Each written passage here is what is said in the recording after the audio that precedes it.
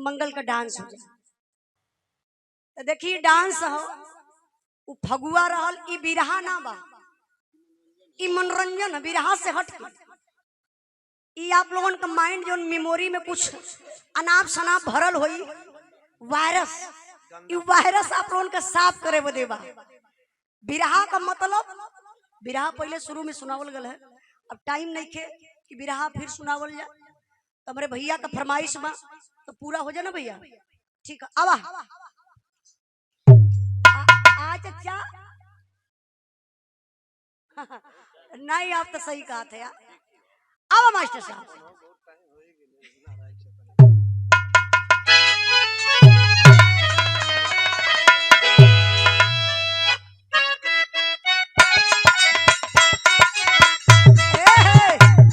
अरे पहले दुल्हनिया तैयार न भाई तो बजा बाजा लगल।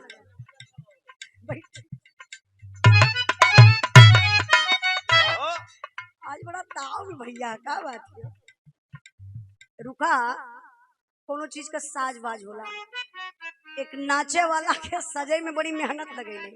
राम सिंगारे भैया एगो साड़ी चाहिए, साया चाहिए, ब्लाउज चाहिए, और ब्लाउज का बच्चा भी चाहिए। ई कुल का हुई ओके तैयार करे खातिर ई कुल हम तैयार करवावत हिला ताकि वो आप लोगन के माइंड में बैठ जाए। ना मिली तब हम अपने बतिये से तैयार कर देते। मान ला साड़ी साया ब्लाउज आ गए, लवंडा सजत सज गए। Please you stand up. खड़े हो जाओ साले। यार आजा बाहर भेजा बाहर जा। मास्टर बगल मास्टर बगल। अब इनके देख लीजिए सज गए, मतलब साड़ी साया ब्लाउज में हुआ, ऐसे मत समझी कि तब का चैनवा बंद कर पहले सही से। सारे आधा खोल ले। प्रेमचंद भैया देखा ई अब यही से काम चलावे क्यों। ईमान लिहल जा। हाँ छक्का खड़ा है पागल कहीं।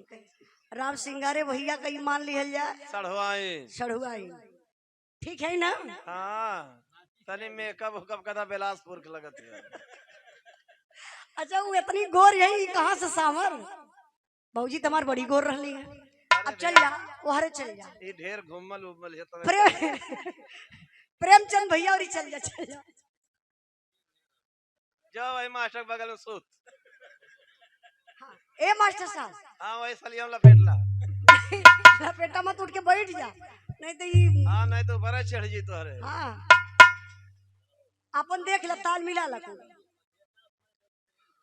अच्छा राम सिंगारे भैया मानो को मजबूरी हो गवैया जब प्रेमचंद भैया जब गवैया नाचे लगल तब हमान का मजबूरी हो गई। बिहार में वो प्रोग्राम लिखा जा तो यार नाच का उतना रीति रिवाज ना ही तो कबो कबो नाच देला आप लोग नचवा दिला।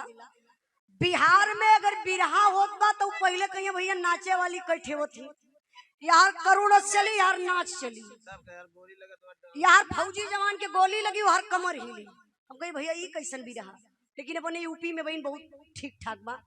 तो ई देखल जा हमान का मजबूरी हो गई तब इनकी हम एक आख हाथ नाच सिखवा डाली कि जहाँ नाचे का आवश्यकता रही वहाँ ही काम बना दी है।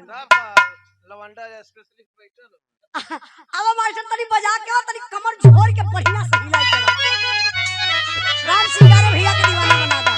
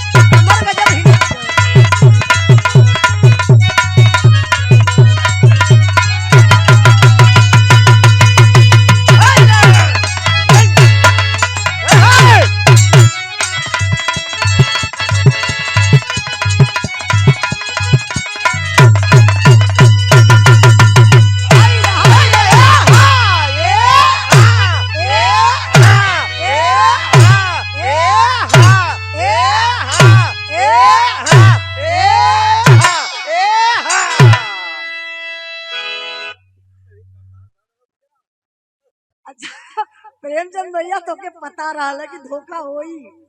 प्रेमचंद भैया पहलवा से करताल लेके तनले हो जैसे ही गईले तबले तब का उनके बस के ना कुछ तब करताल पकड़ ले होंगे।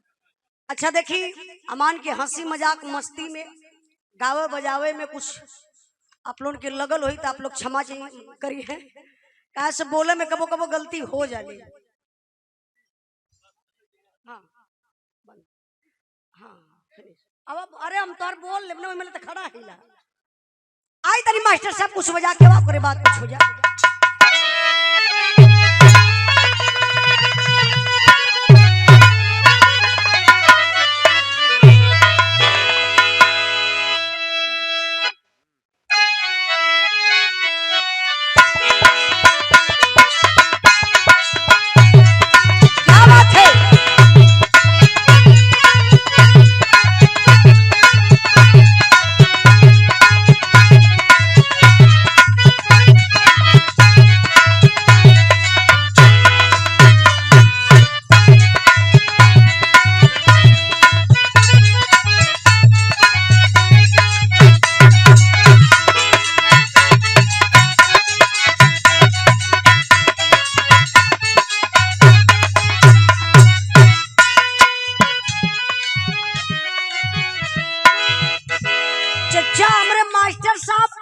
जमाने का गीत बजौलन।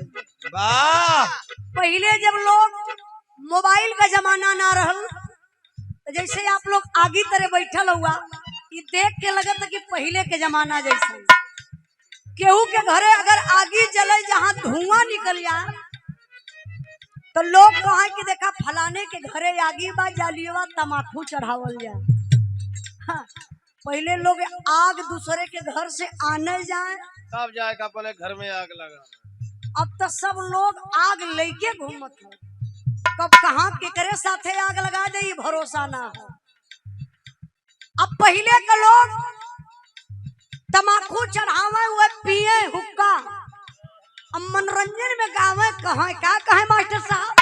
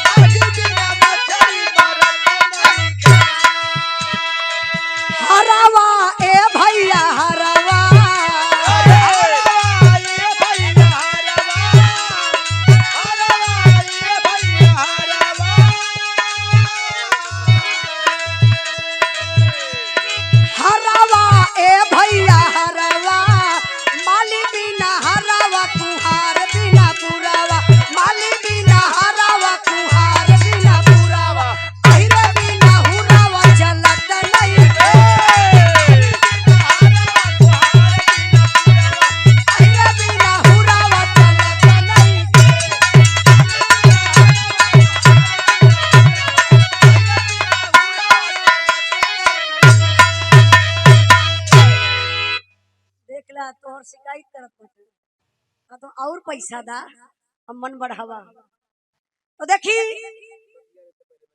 तू जा बतियाला मोहर के मास्टर के बुला लेते भइल उम्र 55 का हाँ दिल बचपन का। राम सिंगारे भैया इतनी रात का केहू के मोबाइल पर फोन ना आवत हुई हाँ कितना दीवाना आदमी हुआ देखा हाँ तो सड़के में ररुआ फोनवान के आवत हो। आग लग जाई रात का फोन आवत इनके चूल्हा जरावे के अरे भैया जी तू बनारस वाली करत होई। काहे बेइज्जती करत हुआ इतना यूट्यूबर भाई लोग लगौले हो चला दिया भैया लोगों ने के। हाँ नहीं हमारे मास्टर साहब बहुत अच्छा आदमी हुआ हाँ सब का मेरा था लगा कहीं भरारिया में एक बढ़िया अच्छा। राम सिंगारे भैया इनकर बात बताई इनकर कांड अगर कहा तो बता दी मात्र 1 मिनट का टाइम ले आप लोगों का। हमारे मास्टर साहब बहुत मनोबल आदमी बहुत अच्छा आदमी हुआ सब का जितना सीधा प्रेमचंद हूँ उतना सीधा ही है भैया ये बहुत सीधा हुआ इनकर कांड आप लोग सुन लेबा तो दांते तर उंगली दबा देगा कि ऐसनो आदमी वही धरती पर जियत हुआ और नंबर 1 घमंडी आदमी हुआ। आइए मास्टर साहब चच्चा प्रेमचंद भैया बा एक बात बतौला कि आज के जमाना में इंसान जितना अपने दुख से ना परेशान बा उससे ज्यादा दूसरे का सुख देख के परेशान हो। इनके इतनी जलनी हो एक दिन गाय बजाए के चच्चा गईले घरे तो ताऊ में हो उजाला यादव हारमोनियम बजाईला उजाला यादव प्रधानमंत्री है ई कोनो कांड करी है तो हम बचाए ले इहे घमंड इनके हो। चच्चा बात सुनिया अभी गईले हारमोनिया बजाए के घरे तो घरमा जाए के ठे मेहरारू को ब्लाउज फाड़ देहले गाँव को हो उ रिश्ता में चच्चा लगत रहा इनकर चाची।